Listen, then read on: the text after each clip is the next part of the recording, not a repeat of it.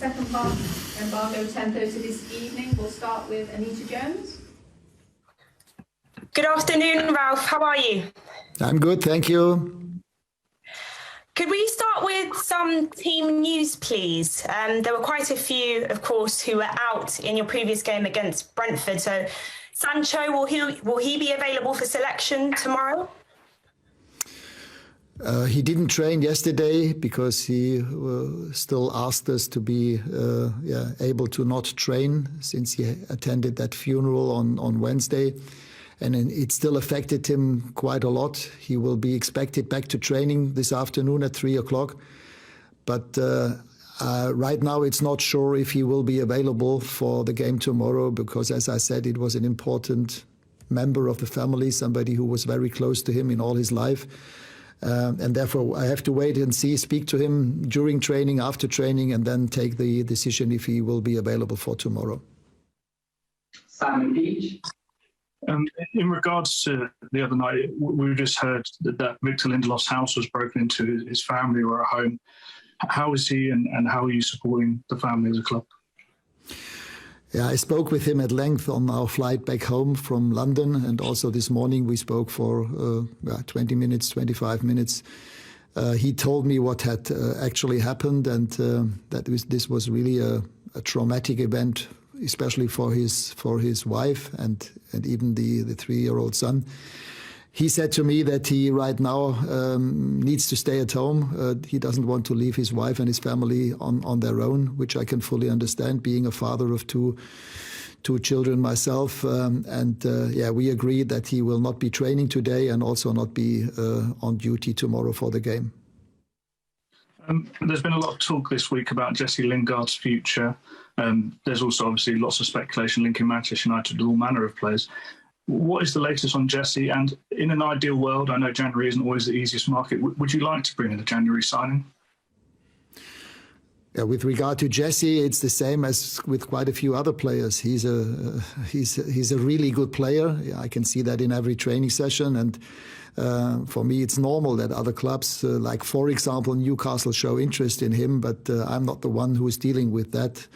So I know that there might be some interest from other clubs, but if you ask me now what will happen in the next 10 days until the closure of the window, I cannot answer that question, I'm afraid. Andy Mitten. Hello, Ralf. Can I ask you about Diogo Dalot? He's not somebody who was playing so much before you came. He's become far more regular. What's he doing right to stay in your team? In which areas is he impressing you and where does he need to improve? I mean, offensively, he has a lot of assets. He did well. He's somebody who can deliver crosses from the wing. He is also able to take on players in one-on-one situations.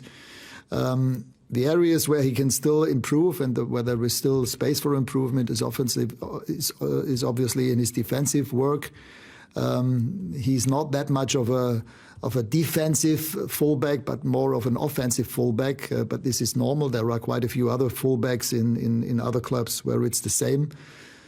Quite a few of those fullbacks formerly played as right or left wingers, and therefore, so far with the development since I'm here with Diogo, the same with Alex Telles, I'm happy. They get more game time right now because Luke is injured and Aaron is still ill. So I'm happy to have those two players available. And as I said, offensively, both of them have their assets and their strengths, but defensively, there is still some space for improvement. Ben Ramson. Hi, Ralf. Just going back to Jesse, is it the case that he's simply just worth more to you as a player in the squad should you need to call on him because of illness or injury, as opposed to any potential fee, permanent or loan, you might be able to get this month? Well, as I said, it's also all the question, what does the player want? What kind of other options does he really have? Does he see a chance to get more game time there? Those are all questions that I cannot answer for him or for other players. This is something that has to be done by the players and their agents themselves. What I can say, he's a very good player, a technical player, and of course he can play in many Premier League clubs on a regular basis. here at Manchester United, it's not so easy because we have other players who can also play on that position. And we cannot change from one game to the other on 5 or 6 positions. And therefore, as I said, for him, the question is, I know that his contract is expiring in the summer. The question is, what does he want to do? Does he want to get more game time from now on? Then I think it's quite legitimate to speak and think about other options. But I wouldn't be unhappy if he stayed until the rest of the season, because I know that he is a player who can always play, even if we need to play him from the start. I know what kind of level I will get from him, and that's how I would describe the situation. Michael Gregg. Hi, Ralf. Ralf, if Man United are going to wait until the summer for transfers, how big of a building process is that going to be, not knowing whether you're going to be the interim manager next season or it's going to be somebody else? Well, my full focus, as I have indicated earlier on, is to win games with this team. In order to win games, we need to develop as a team. We need to improve in some areas. I think we've done so in the last couple of weeks, but there is still more space for that in vast areas of our game. And this is where my focus is. And I'm not that much dealing with other things that might happen in 3 or 4 or 5 months. This is an issue that is not on the top of my list. On top of my list is how can we win the game against West Ham. And after the international break, the upcoming games in the Cup against Middlesbrough, Burnley, playing Southampton at home, playing Brighton at home, this is where my focus is. Carl Anke. Good afternoon, Ralf. I'd like to talk to you about your comments you made about moving to 3 at the back. You said a comment about how you wish you had done it during the Aston Villa game, and then you did implement that during the Brentford game. How are you finding the adaptation process during games and knowing when to change the 3 at the back, as it were, and how to sort of bring your methods towards this new Manchester United team? Well, in a way, in football, it's a little bit like chess.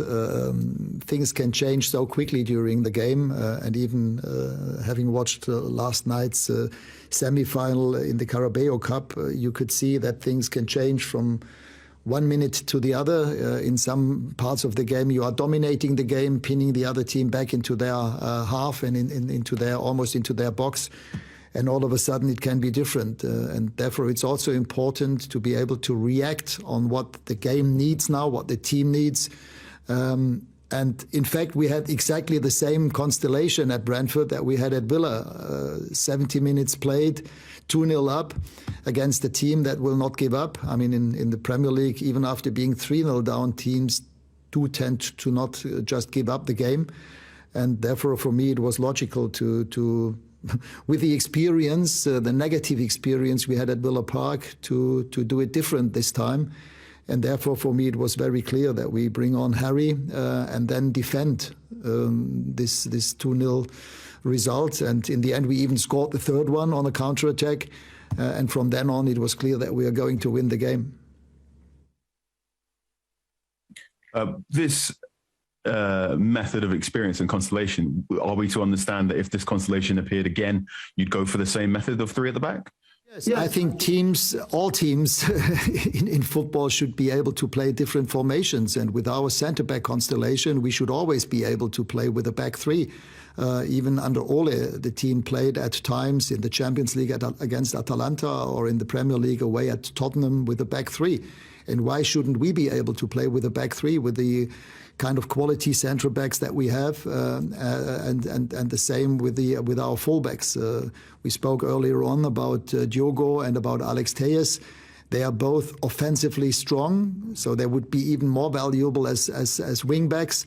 So for me, it could also happen during the game, but I would also not exclude that at times in the season we will also be able to play with a back 3. But in order to do that, we also need some training time, and this could, for example, happen in the week after the international break, that we can train like that. But obviously, it's also depending on the players that are being available.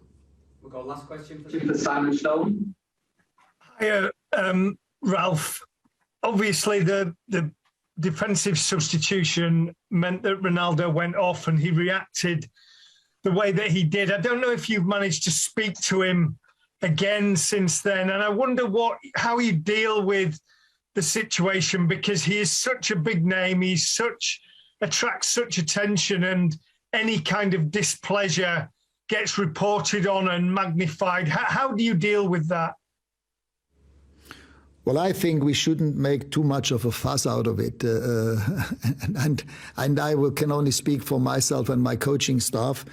I explained that to him even during the game when we had that little conversation after we had scored the third goal.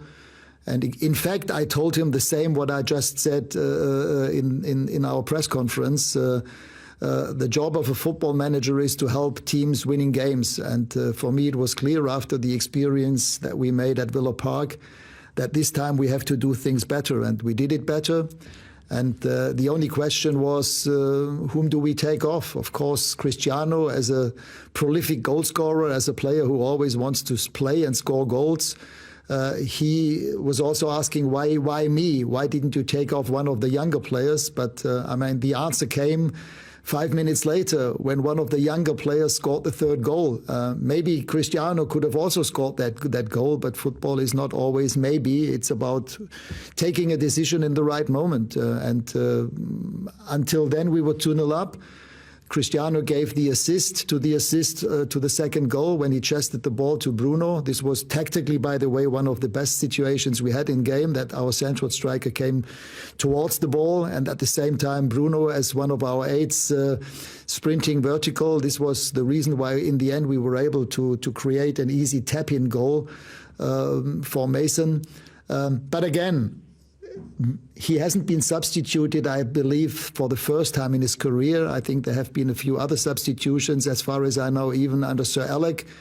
And that a player like Cristiano doesn't like to be substituted, for me, is pretty normal. So his reaction was emotional. But for me, this is not a problem at all. I've been managing other players, maybe not with quite the big name as Cristiano, but I also had players like Krasimir Balakov, like Jan-Klaas Huntelaar, or like Raúl at Schalke, or Ebbe Sand. So I know how offensive players behave and react to this sort of substitution. But again, it's about our team. It's about getting points. We are in a position where every single game is of great importance, and where we need to make sure that we get the maximum amount of points out of it. And this is the most important part. The team is more important than, in that case, no matter who it is, if it's Cristiano or Edison or Bruno or any other player. Bruno has also been substituted and was not happy with that in the last couple of weeks. It's about what is best, what is in the best interest of the team and the club.